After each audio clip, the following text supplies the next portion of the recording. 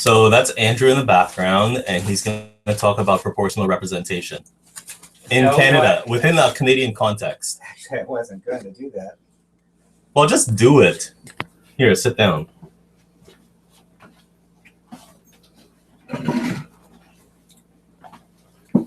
Just go for it. Hey, we're just trying out the new YouTube channel.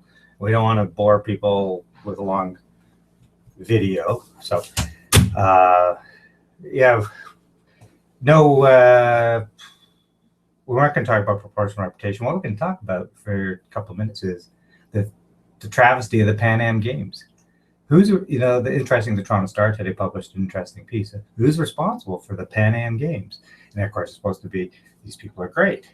But I think they're not. I think these are villains. They're not heroes. The Pan Am Games, they haven't started yet, but already causing tons of problems. Congestion, road closures, this, that. And for what? Professional sports is so corrupt. And there's no such thing as amateur sport because it really is professional sport. And Pan Am Games, we have so many problems in our city. People waiting for affordable housing, poverty, and we're spending money on this circus. It's absolute crap, absolute crap. We've seen what goes on at FIFA and the International Olympic Committee. These places are just run by crooks. And when no city ever benefits from any of these big events, nothing. There's a minor legacy. Winnipeg barely benefited from the Pan Am Games in 1999. A couple of nice baseball stadium, but not worth the money. Winnipeg, a city too, would have lots of poverty, and they spend all this money on this sports extravaganza. The Pan Am Games here are far bigger than whatever happened in Winnipeg, the biggest Pan Am Games yet.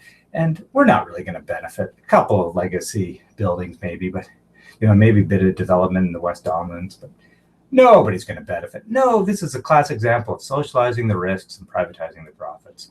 Nobody benefits from these sports extravaganzas. London suffered a drop in tourism during the 2012 summer because of the Olympics.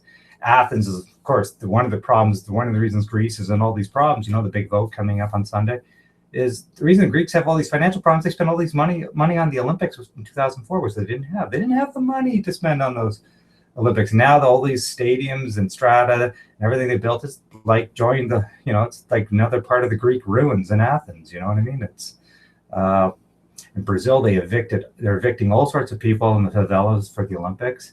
The World Cup in Brazil now barely a year old. Stadiums are just rotting. In Beijing, that famous bird's nest stadium just sits there. What a waste of money all this stuff is. And only a small group of people profit. We saw that from FIFA. And who votes for this? Did we vote for the Pan Am Games? Did we vote for this congestion and all this crap we're going to put up with for the next couple of weeks? No, who voted for this? It's the small elite types, the same people who brought you the Sky Dome. Ontario taxpayers paid $600 million for that. $600 million for the Sky Dome. Now the Rogers Centre. It was sold to Ted Rogers for $25 million. Can't even get a home on the bridle path for $25 million. And who pays for this stuff? And who wants this stuff? When are people going to start saying, no, we don't want this crap. We don't want the Olympics. We don't want the Pan Am Games. We don't want all these sports stupidity. These are, no, it's time to just say no, and this is going to be in the next couple of weeks, we're going to suffer this nightmare. And we're, what are we going to get out of it? Nothing. And they'll say, oh, it broke even or made a little profit. Well, the problem is that security, the state picks up all the security costs, which the taxpayers pay for. And in Vancouver, so they might make some break even or everything, but you've paid for it in the end. And we have, in Vancouver, they said they broke even, but all the billions of dollars in security that they needed for the Vancouver Olympics were paid for by the Canadian taxpayer. So if they had to pay for that out of the organizing bill, they wouldn't have made money. So no city, the Globe Mail did a very interesting piece a couple of years ago, but no Olympic city ever made money, ever did well because of the Olympics. They lost. Whistler in Vancouver, Whistler had a bad tourism season because of the Olympics. So let's stop it. Stop the circuses. Let's focus on let's focus taxpayers' dollars on infrastructure, transit, basic transit. Let's focus on social needs, decent welfare, decent social programs, affordable housing, and keeping the infrastructure up. Yeah, we don't need the Pan Am Games.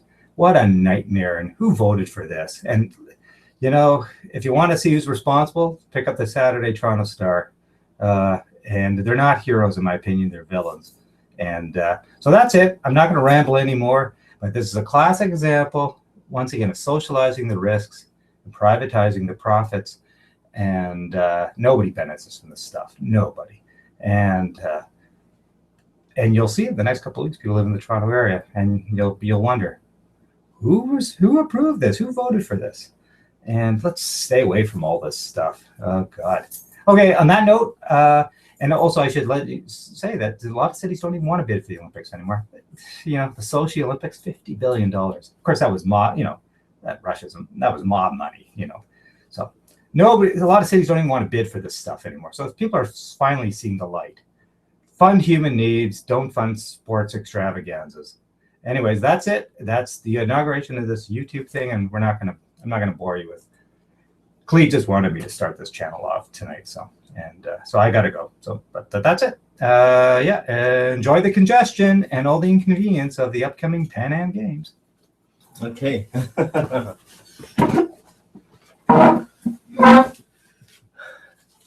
Sorry, as you can tell, he's a bit of a cynic, but I think this YouTube channel is going to take off beyond belief, and I think we're going to have 1 million viewers very soon. Hardly. So hardly.